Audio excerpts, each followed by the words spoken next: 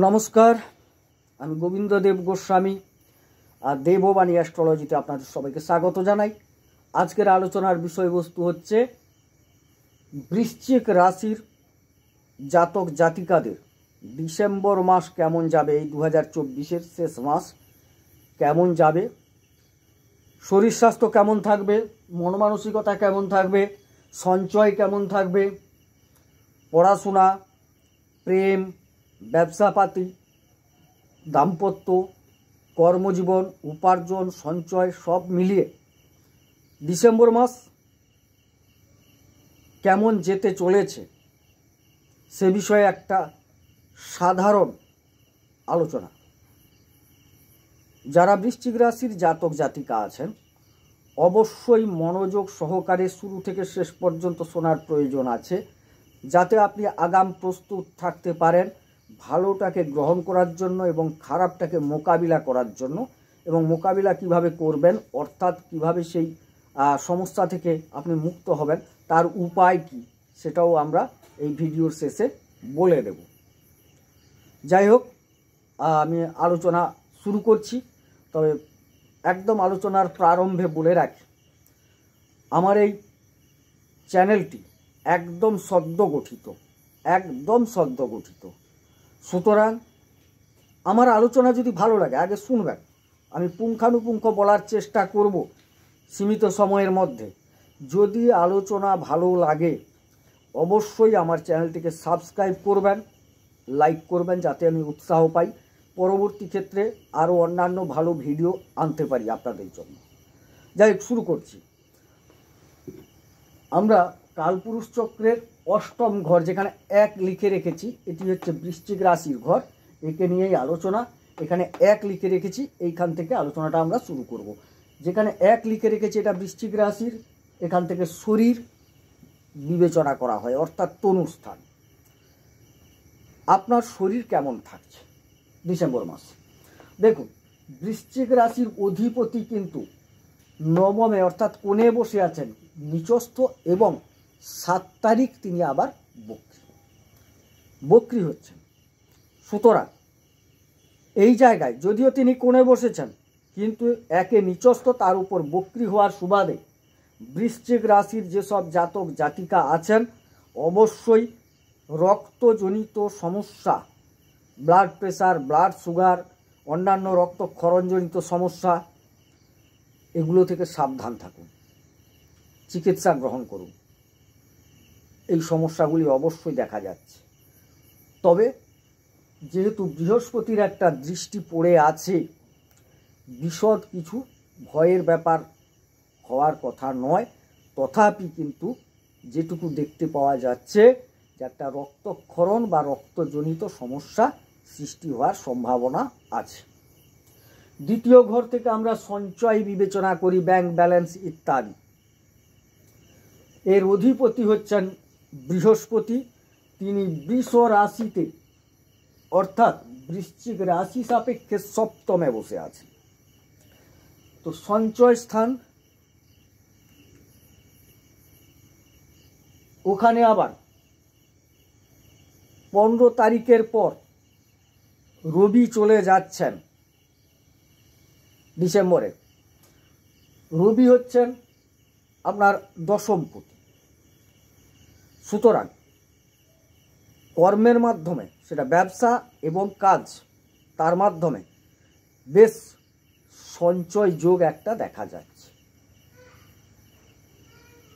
সুতরাং বেশ কিছুটা সঞ্চয় আপনার ডিসেম্বর মাসে হতে চলেছে।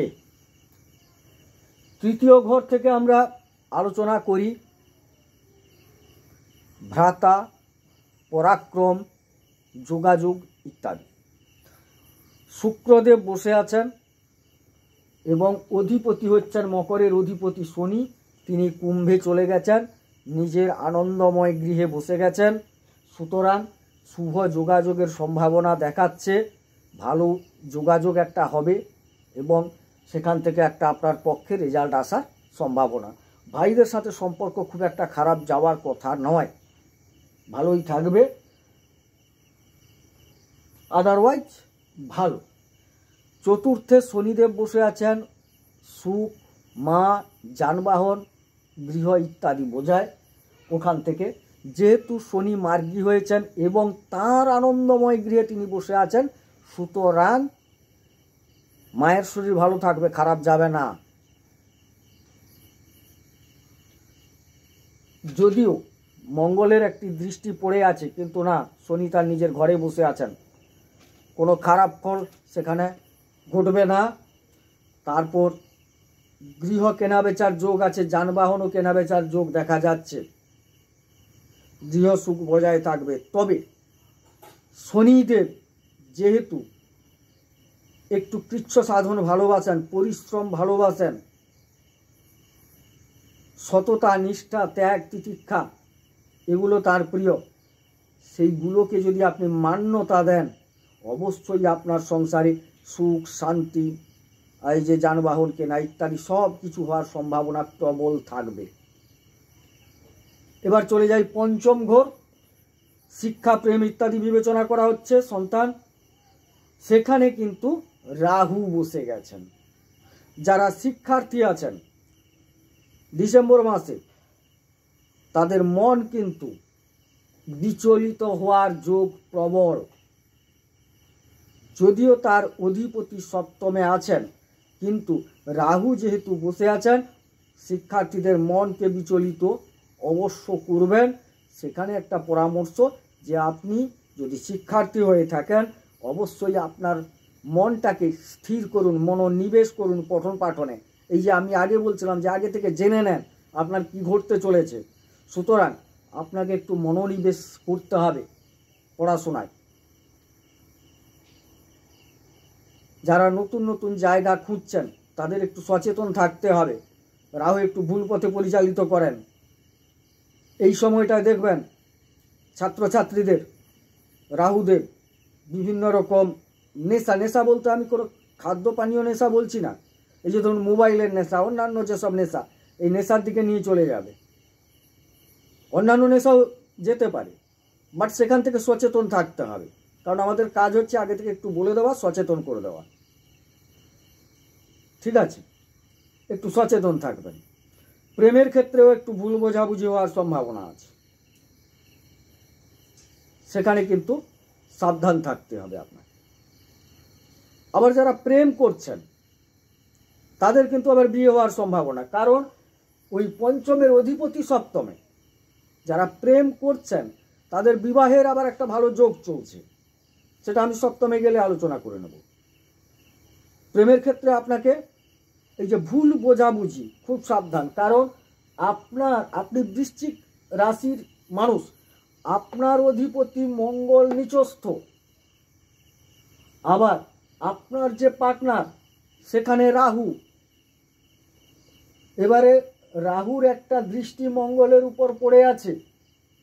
ঘটনা হচ্ছে উভয় পক্ষ থেকে সমস্যা তৈরি হবে, শুধু আপনার যে সমস্যা নয়, আপনার পার্টনারের সমস্যা নয়, দুজনের মধ্যে একটা ইগো তৈরি হবে। আপনার পার্টনার কিছু ভুলভাল করবে, আপনি তাতে একদম রেগে আগুন, এরকম একটা পরিস্থিতি তৈরি হওয়ার সম্ভাবনা আছে। সুতরাং আপনাকে সচেতন থাকতে হবে। সন্তান নেওয়ার ক্ষেত্রেও একটু ভুলভাল জায়গা, একটু সময় নিয়ে দেখুন, কিছুদিন পরে সন্তান গ্রহণ করাই শ্রেয়। ষষ্ঠ স্থান থেকে আমরা রিপু, ঋণ, রোগ, শত্রু ইত্যাদি বিবেচনা করি, এবং তার অধিপতি তিনি মঙ্গল, তিনি কিন্তু নিচস্থ অবস্থায়, পরে বক্রী। শত্রুতা একটু বৃদ্ধির যোগ দেখা যাচ্ছে, ঋণ হওয়ারও কিছুটা যোগ আছে। আগে বললাম রক্তজনিত কিছু সমস্যা, রোগের ব্যাপারে, সুতরাং আপনাদের খুব সাবধানতার সাথে চলতে হবে, চোখ কান খোলা রাখতে হবে। যে হ্যাঁ, ঋণ নেহাত না করলে নয়, করার তো কিছু নেই, কিন্তু যথেষ্টভাবে চেষ্টা করবেন ঋণ না গ্রহণ করার জন্য, তাতে ভালো থাকবেন। শত্রুতা যাতে না হয় সেদিকে একটু আপনাকে সচেতন থাকতে হবে। সপ্তমে বৃহস্পতি, সপ্তমের অধিপতি তৃতীয় এবং বৃহস্পতির একটা দৃষ্টিও তৃতীয় পড়ে আছে। সুতরাং বৃহস্পতি যেহেতু সপ্তমে বসে আছেন, দাম্পত্য ক্ষেত্র ভালো যাবে যথেষ্ট, এবং ব্যবসা যারা করছেন অবশ্যই ভালো ফল পেতে চলেছেন, ভালো ফল পেতে চলেছেন। যদিও শুক্রদেব তিনি তৃতীয় মিত্রগৃহে, বৃহস্পতি সপ্তমে, তার পূর্ণ দৃষ্টি একটা আছে তৃতীয়ের ওপর, শুক্রদেবের ওপর। সুতরাং ব্যবসা ক্ষেত্রে নতুন নতুন যোগাযোগ তৈরি হবে, ব্যবসা ভালো হবে। শুক্রের ব্যবসায় যারা যুক্ত, প্রসাধনী জাতীয়, শনির ব্যবসা যারা করেন, লৌহ খনি, মাটির নিচ থেকে উত্তোলিত তৈল, লৌহ ইত্যাদি, খাদ্যদ্রব্যের ব্যবসা, এই ব্যবসাগুলো ভালো চলবে, খুব ভালো চলবে। অষ্টমের অধিপতি বুধ তিনি বসে আছেন রাশিতে, তিনি আবার একাদশের অধিপতি, একাদশের অধিপতি তিনি বসে আছেন রাশিতে। অষ্টম স্থান মারক স্থান এবং একটা কিছু পরিবর্তন, তো যাই হোক সেখানে বিশেষ কোনো ক্ষতিকারক দিক দেখছি না। নবম ভাগ্যস্থল গুরুত্বপূর্ণ জায়গা, এখানে মঙ্গল নিচস্থ এবং বক্রী হচ্ছেন, এবং বক্রী। তো বক্রী হলে কি হবে? আগের ঘরের ফল দেবেন, সেটা অষ্টমের ফল। সুতরাং একদম মঙ্গল যে ভাগ্যের জায়গায় বসে আছেন, সেখান থেকে যে বিরাট কোনো আপনি ভাগ্যের সহায়তা পাবেন সেটা কিন্তু হবে না। তার ইচ্ছে থাকলেও তিনি তো নিজে নিচস্থ হয়ে গেছেন এবং বক্রী হয়ে গেছেন। সুতরাং ততটা ভাগ্যের সহায়তা আপনি পাবেন না, কারণ রাশির অধিপতি যখন ভাগ্যে কোণে বসে যান খুব ভালো রেজাল্ট দেন, কিন্তু এক্ষেত্রে তিনি নিজে নিচস্থ হয়েছেন এবং বক্রী 7 তারিখ। সুতরাং যতটা প্রত্যাশা করা যেত যাবে না, আপনাকে আপনার কর্মের দ্বারা উপার্জন এবং প্রতিষ্ঠা লাভ করতে হবে। এটাই ছিল ভাগ্যস্থলের আলোচনা। সুতরাং আপনাকে কর্ম করতে হবে। দশম স্থল কর্ম, কাজ। রবি বর্তমান 15 তারিখ পর্যন্ত বসে আছেন রাশিতে, অর্থাৎ 15 তারিখ পর্যন্ত সরকারি যারা চাকুরি করেন বা অন্যান্য ক্ষেত্রে চাকুরি করেন যথেষ্ট ভালো সময় যাবে। হ্যাঁ, যদিও জলতত্ত্বে বসছেন, কিন্তু বুধের সাথে থাকার সুবাদে ভালো একটা যোগ চলছে, ভালো ফল পাবেন। তৎপরবর্তী ক্ষেত্রেও একটা ভালো ফল পাওয়ার সম্ভাবনা দেখাচ্ছে। সুতরাং যারা চাকুরিজীবী বা অন্যান্য কর্মের সাথে যুক্ত, অবশ্যই একটা কর্মের জায়গা থেকে ভালো ফল পাবেন। সম্মান বৃদ্ধি হতে পারে, আপনার পদোন্নতি হতে পারে, সাম্মানিক ভাতা বৃদ্ধি হতে পারে, ইত্যাদি ইত্যাদি যা যা ভালো দিক একটা চাকুরির জায়গা থেকে পাওয়ার সম্ভাবনা দেখা যাচ্ছে। একাদশ স্থল উপার্জন স্থল, অধিপতি বুধ তিনি রাশিতে পুরো মাস, অর্থাৎ বৃশ্চিক রাশিতে পুরো মাস থাকছেন, অর্থাৎ ডিসেম্বর মাস পুরোটাই একটা ভালো উপার্জন যোগ দেখা যাচ্ছে। বৃশ্চিক রাশির জাতক জাতিকাদের উপার্জন ভালো হবে। দ্বাদশের অধিপতি শুক্র ব্যয়স্থল, তিনি তৃতীয় চলে গেছেন। যোগাযোগ করতে গিয়ে বেশ কিছুটা খরচ হওয়ার সম্ভাবনা আছে এবং বৃহস্পতির দৃষ্টি আছে। কিছু ভ্রমণে ব্যয় হতে পারে আপনাদের, কিছু দেব কার্যে খরচ হতে পারে। তো বিবিধ দিক থেকে একটা খরচও দেখা যাচ্ছে। যাই হোক, ব্যয় হবে, কিঞ্চিত ভাবার দরকার নেই। আয় হলে তো ব্যয় হবে, উপার্জন ভালো দেখাচ্ছে, কিঞ্চিত ব্যয় তো হবেই। যাই হোক, এটা ছিল একটা গোচর ভিত্তিক আলোচনা, কোনো নির্দিষ্ট জাতক ধরে নয়, অর্থাৎ কোনো জন্মছক ধরে নয়। ওভারঅল একটা ডিসেম্বরের গোচর ভিত্তিক আলোচনা। তো এবারে যে গ্রহগুলি খারাপ করছে তার একটা ন্যূনতম সমাধান বলে দেওয়া কর্তব্য।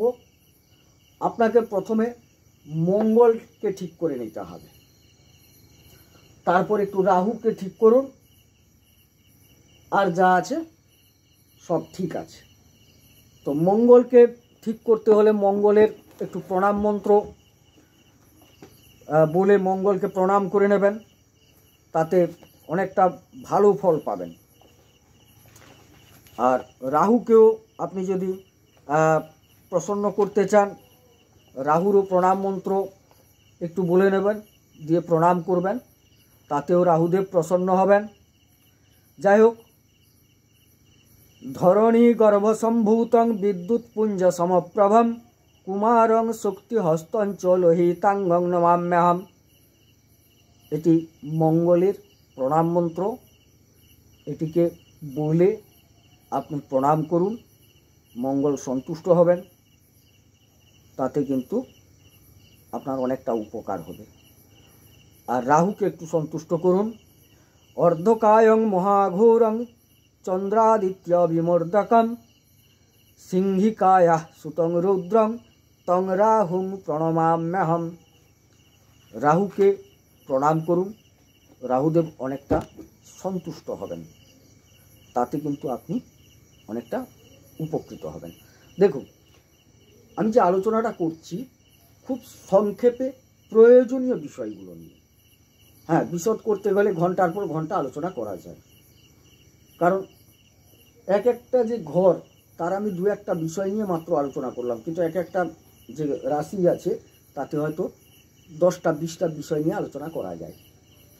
সেক্ষেত্রে ভিডিও অনেক বড় হয়ে যাবে, আপনাদের ধৈর্যও থাকবে না। আপনাদের যেটা প্রয়োজন সেই প্রয়োজন মাফিক আমি আলোচনা করলাম।